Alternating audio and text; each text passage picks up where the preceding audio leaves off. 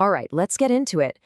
When most of us look at the world of finance, it just seems impossibly chaotic, right? A complex mess. But what if it isn't chaotic at all? What if it's actually a machine and it's operating on a set of really predictable rules and, more importantly, incentives? In this explainer, we're going to pop the hood and see how that machine really works. So, the first question we have to ask is why does it feel so overwhelming? All the jargon, the crazy volatility, the sheer amount of advice coming at you, it almost feels designed to make you think you need an expert just to play the game. But the real challenge here isn't the math. It's about understanding why the advice you get is shaped the way it is.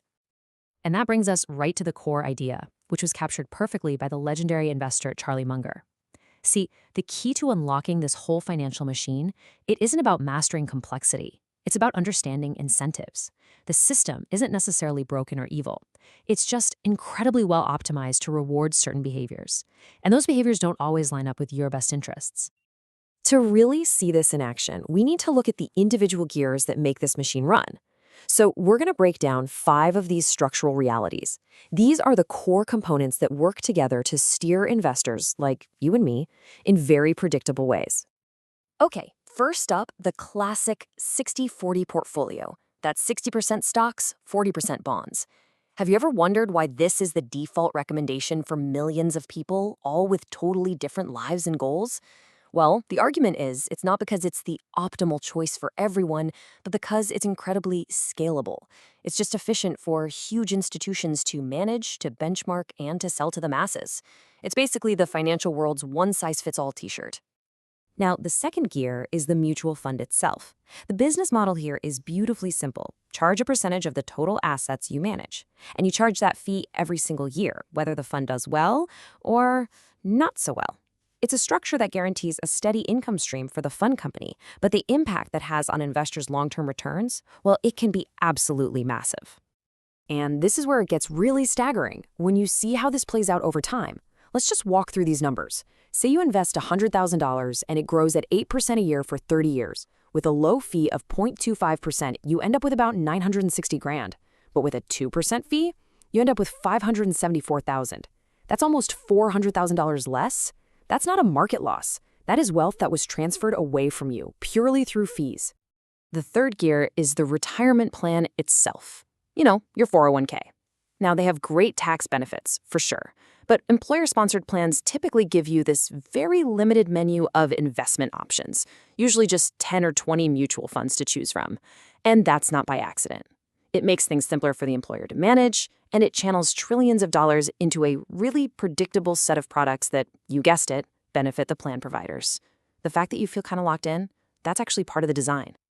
All right, the fourth gear works on a much bigger cultural level. Think about it. Mortgages, student loans, car payments, credit cards. Borrowing money has become a completely normal, almost unquestioned part of modern life.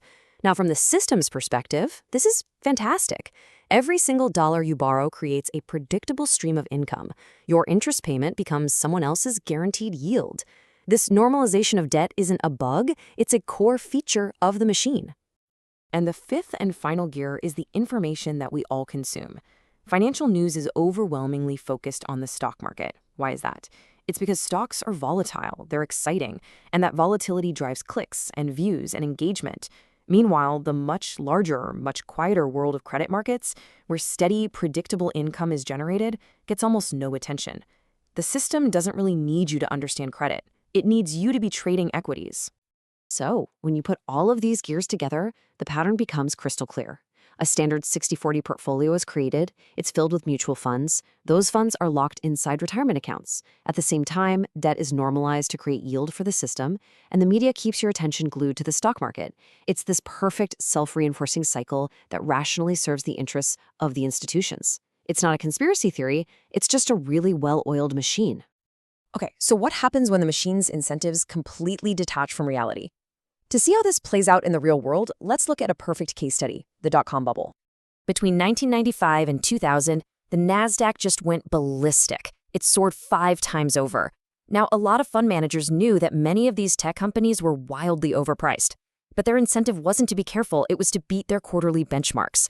If they sold their tech stocks, they would underperform and lose clients to their competitors who were riding the bubble higher.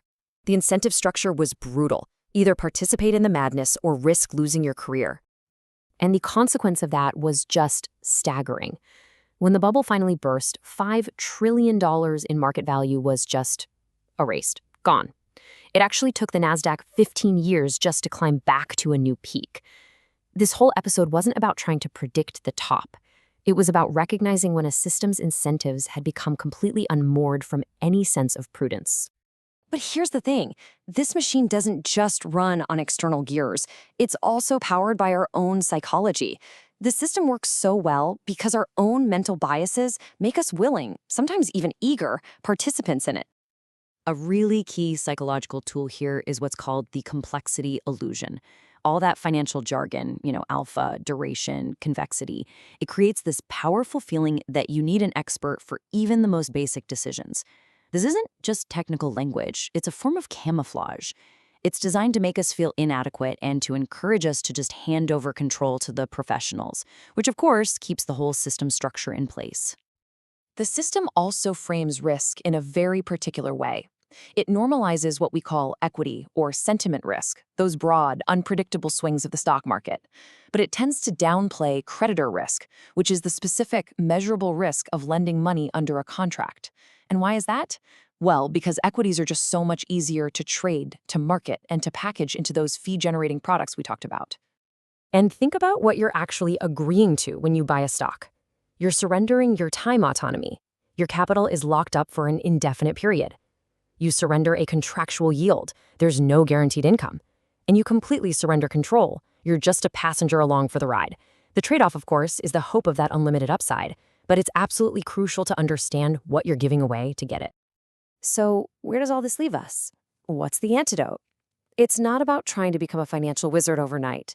It's really about a fundamental shift in your awareness. About moving from being a passive passenger in this system to becoming a deliberate, conscious actor. This captures that shift perfectly. Before this awareness, we just accept the defaults. We follow the consensus. We trust authority figures. But after you see the machine, you start to question the defaults. You examine the consensus. You verify authority. And maybe most importantly, you start to evaluate whose interests are really being served by the advice you get. And this new awareness, it isn't just a theory. It gives you a powerful set of practical questions to start asking. The next time you get a piece of financial advice, instead of just nodding along, you can ask yourself, who profits if I do this? What alternatives weren't even brought up? How much is this really going to cost me over 30 years?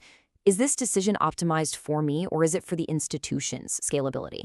These questions don't promise perfect answers, but they do promise deliberate decisions. Now, let's be really clear here. The goal of all of this is not to make you cynical or paranoid, rejecting all advice out of hand. The goal is pattern recognition.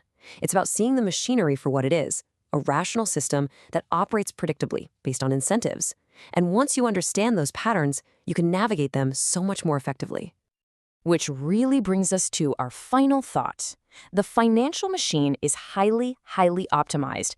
It's engineered to achieve its goals with incredible efficiency. The banks, the brokers, the fund companies, they are all acting rationally to maximize their own outcomes. So the only question left to ask yourself is this: are you?